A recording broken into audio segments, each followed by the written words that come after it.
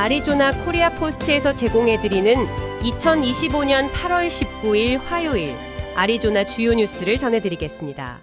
첫 소식입니다. 애리조나주 보건 비용 관리 시스템, 그러니까 AHCCS에서 수십억 달러 규모로 추정되는 광범위한 사기 행위가 적발돼서 주 정부가 대응에 나섰다는 소식입니다. 자세한 내용 알아보겠습니다. 네, 이게 애리조나 법무장관실에서는 주 역사상 가장 큰 스캔들 중 하나다 이렇게까지 얘기하고 있습니다.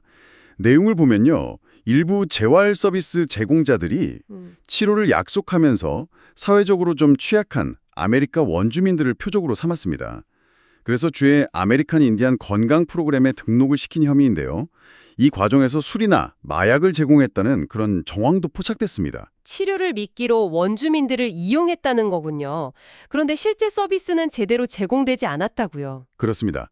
수사관들 말로는 약속했던 서비스는 제대로 제공하지 않고 돈만 챙긴 것으로 보고 있습니다.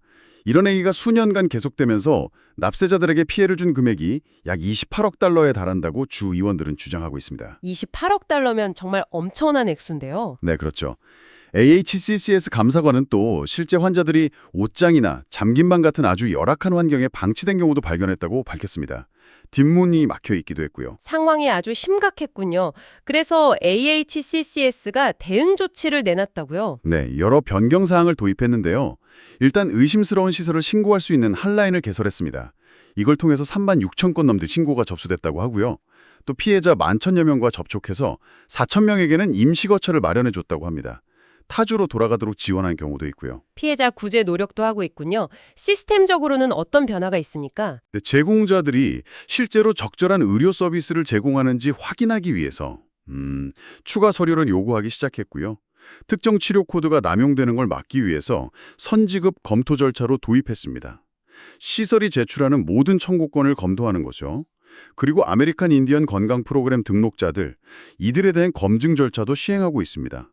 실제 원주민이 아닌 경우가 많았기 때문입니다. 이런 조치들로 효과가 좀 있었습니까? 네, AHCCS 관계자는 이런 조치들 덕분에 주정부 예산을 약 10억 달러 정도 절약했다고 밝혔습니다. 단속 시작 이후에 300개가 넘는 제공자 자격이 정지됐고요. 일부는 기소되거나 사기 혐의에 대해 유죄를 인정하기도 했습니다. 네, 다음 소식입니다. 글린데일에서 발생한 도로 분노 사건인데요. 이 과정에서 안타깝게도 무고한 시민이 총격으로 숨졌습니다. 네, 지난 8월 15일 금요일 밤 11시 45분경이었는데요. 글렌데일 가멜뱅 로드와 51번 애비뉴 교차로였습니다. 픽업 트럭 운전자 2명이 동쪽으로 가면서 서로 언쟁을 벌이고 있었습니다. 그러다 중앙 차선에 있던 헤소스 프레시아도 다우스니아는 33세 남성이 빨간 신호에 멈춰섰고 그와 다투던 다른 운전자는 오른쪽 차선에 섰습니다. 그런데 총격은 어떻게 발생한 겁니까? 그 왼쪽 차선에는 이 사건과 전혀 관련 없는 쉐보레 SUV 차량이 정차 중이었는데요. 다우슨이 오른쪽 운전자와 계속 언쟁을 벌이다가 갑자기 권총을 꺼내서 자신의 운전석 창문 쪽으로 그냥 무작위로 한 발을 발사했습니다. 무작위로요? 네. 그런데 그 총알이 왼쪽에 있던 무관한 SUV 차량의 조수석 창문을 뚫고 들어갔습니다. 그래서 조수석에 타고 있던 야렐리 애슐리 에르모시오 씨, 27세 여성이 머리에 총을 맞았습니다. 병원으로 옮겨졌지만 결국 숨졌습니다. 정말 비극적인 사건이네요. 희생자는 어떤 분이었나요? 이분이 제빵이는 요리법 같은 걸 다루는 소셜미디어 인플루언서였다고 합니다. 수십만 명의 팔로워를 가지고 있었고요. 당시 차량에는 에르모시오 씨의 남편 친구 그리고 3살짜리 자녀 또 에르모시오 씨의 어머니까지 함께 타고 있었다고 합니다. 다른 부상자는 없었고요. 용의자는 검거됐습니까? 네, 경찰이 여러 감시 카메라 영상을 분석해서 다우슨을 용의자로 특정하고 체포했습니다. 다우슨은 현재 2급 살인, 가중폭행, 또 무기 관련 위법 행위, 위험 초래 등의 혐의로 기소됐고요. 보석금 100만 달러가 측정된 채 구금되어 있습니다. 오늘 반찬 없어. 밥만 먹고 출근해.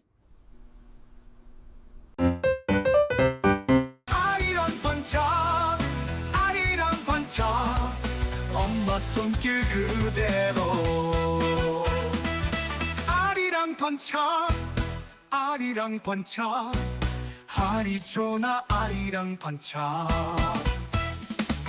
아리랑 반찬 480-352-6554 피닉스 경찰 발표인데요.